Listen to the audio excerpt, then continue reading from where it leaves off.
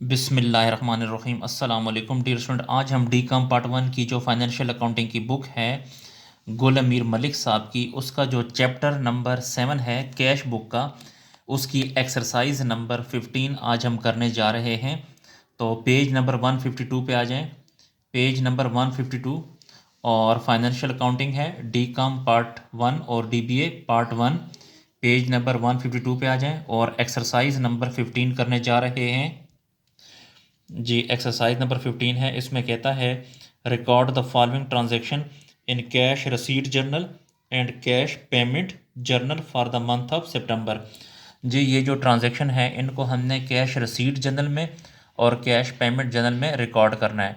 तो dear student, आप लोग सबसे पहले एक कैश रसीट जर्नल का फॉर्मेट बनाएं और कैश पेमेंट जर्नल का फॉर्मेट बनाएं।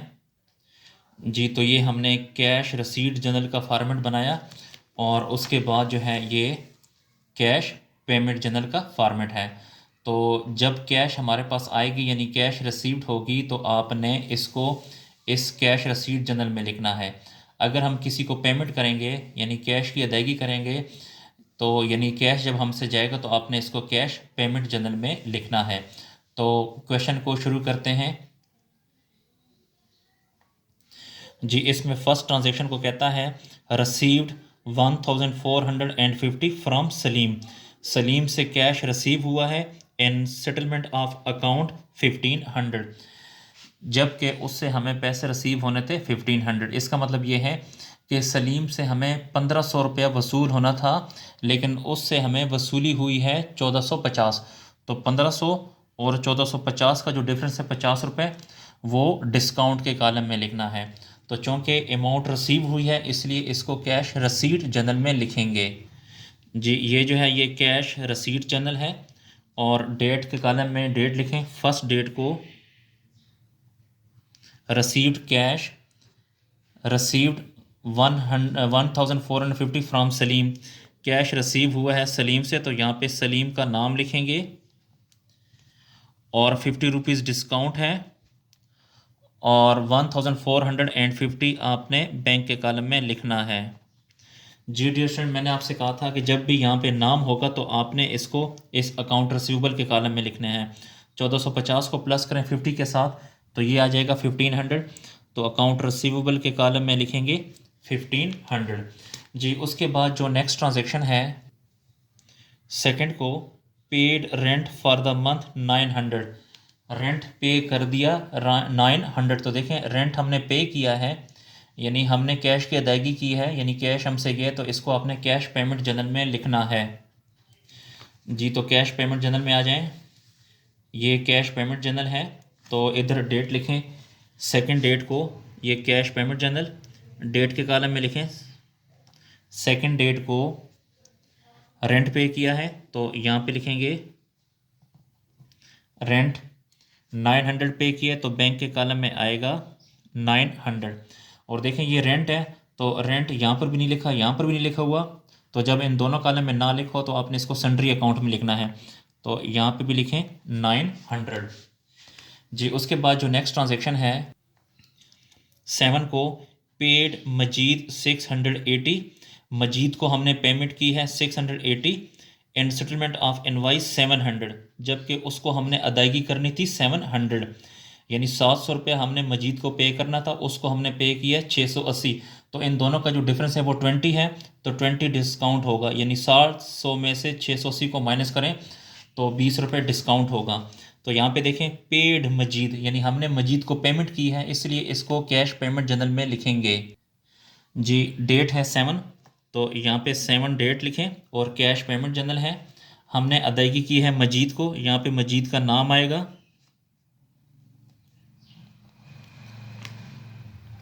और बैंक के कॉलम में 680 लिखेंगे और डिस्काउंट के कॉलम में 20। तो यहाँ पे देखें नाम आ गया, मैंने आपसे कहा था जब भी यहाँ पे नाम होगा तो आपने इस सेकंड लास्ट कॉलम में लिखना है। तो 680 जमा 20 तो ये आ जाएगा 700, यहाँ पे लिखना है आपने 700 जी। उसके बाद नेक्स्ट ट्रांजेक्शन है 9 डेट को received cash from Bashir, Bashir से कैश रिसीव हुआ है यानी कैश आया है 1475 in full settlement of rupees 1500। देखें, कैश रिसीव हुआ है बशीर से 1475 रुपये, जबकि हमें रिसीव होना था 1500। तो 1500 में से 1475 को माइनस करें तो बाकी 25 रुपये डिस्काउंट के कॉलम में लिखेंगे। तो रिसीव्ड कैश यानी कैश रिसीव हुआ है, कैश आया है, तो इसको आपने कैश रसीट जनरल में लिखना है जी। तो कैश रसीट जनरल में आ जाए, ये कैश रसीट जनरल है। तो इसमें डेट लिखें पहले, 9 डेट को रिसीव्ड कैश फ्रॉम बशीर, यहाँ पे बशीर का नाम आएगा और 1475 रुपये और 25 रुपये डिस्काउंट के कॉलम में लिखेंगे जी। जब भी यहाँ पे नाम हो तो इन दोनों को प्लस करके अकाउंट रिसीवेबल के कॉलम में लिखते हैं। तो यहाँ पे लिखेंगे 1500, 1475 को प्लस करेंगे 25 के साथ तो 1500 आ जाएगा जी। उसके बाद जो नेक्स्ट ट्रांजैक्शन है जी, उसके बाद नेक्स्ट ट्रांजैक्शन है 15 को cash sales for the half month 4550, cash sale किए, नकद सेल किए 4550 की।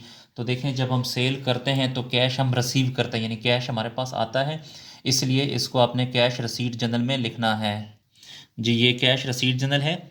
डेट के कॉलम में लिखें 15 डेट को सेल्स की है, तो यहाँ पे सेल्स लिखेंगे 4550 की हमने सेल्स की है।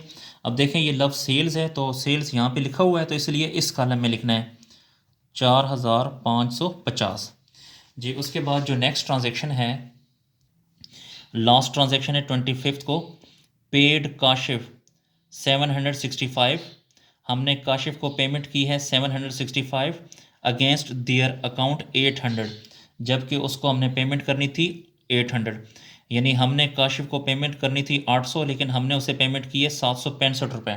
तो देखें, 800 में से 765 को माइनस करेंगे तो 35 रुपये ये डिस्काउंट आ जाएगा, तो इसको डिस्काउंट के कॉलम में लिखना है जी। इस ट्रांजैक्शन में हमने पेमेंट की है, काशिफ को पेमेंट की है, इसलिए इसे कैश पेमेंट जनरल में लिखना है। तो ये कैश पेमेंट जनरल है।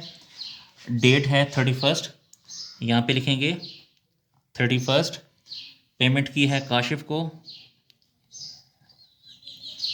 यहाँ पे काशिफ का नाम आएगा, 765 रुपये पेमेंट की है, तो यहाँ पे लिखें 765 रुपये और डिस्काउंट है 35, यहाँ पे लिखना 35। देखें, यहाँ पे जब नाम आ जाए तो मैंने आपसे कहा था इस इधर सेकंड लास्ट कॉलम में लिखना है, अकाउंट पेबल के कॉलम में 765 प्लस 35, तो ये हो जाएगा 800, तो यहाँ पे लिखेंगे 800 जी। डियर स्टूडेंट, ट्रांजैक्शन हमारी कंप्लीट हो गई हैं, तो अब इसका टोटल करते हैं। सबसे पहले इस कैश रसीट जनरल का टोटल करें, तो 1500 प्लस 1500 3000 आता है, तो यहाँ पे लिखेंगे 3000। उसके बाद इसको यहाँ लिखें 4550, 50 प्लस 25, तो ये आ जाएगा 75। इसी तरह इनको भी प्लस करें तीनों को, 1450 प्लस 1475 प्लस 4550, तो ये आ जाएगा 7510। और यहाँ पे लिखेंगे टोटल, ये कैश रिसीट जनरल का टोटल हो गया। अब हम कैश पेमेंट जनरल का टोटल करते हैं, तो ये कैश पेमेंट जनरल है, इसका टोटल करें, ये 900 यहाँ पर आ जाएगा, 700 प्लस 800 तो 1500 यहाँ पे आ जाएगा। इसी तरह यहाँ पे कुछ नहीं आएगा, 20 प्लस 35 तो 55 आएगा। इसी तरह 900 प्लस 680 प्लस 765 तो ये आ जाएगा 2345 जी। यहाँ पे लिखेंगे टोटल जी। हमारा जो क्वेश्चन है वो कंप्लीट हुआ। डियर स्टूडेंट, अगर आपको मेरी वीडियो पसंद आ रही है और क्वेश्चन की समझ आ रही है तो मेरे चैनल को लाजमी सब्सक्राइब करें और मेरी हौसला अफजाई के लिए लाइक भी करें और कोशिश करें कि इन वीडियोस को अपने दोस्तों के साथ भी शेयर करें ताकि उन्हें भी फ़ायदा हासिल हो सके। डियर स्टूडेंट, अगर आपको किसी पॉइंट की समझ नहीं आती तो आप कमेंट सेक्शन में जाकर मुझसे पूछ सकते हैं जी। शुक्रिया, अल्लाह हाफिज़।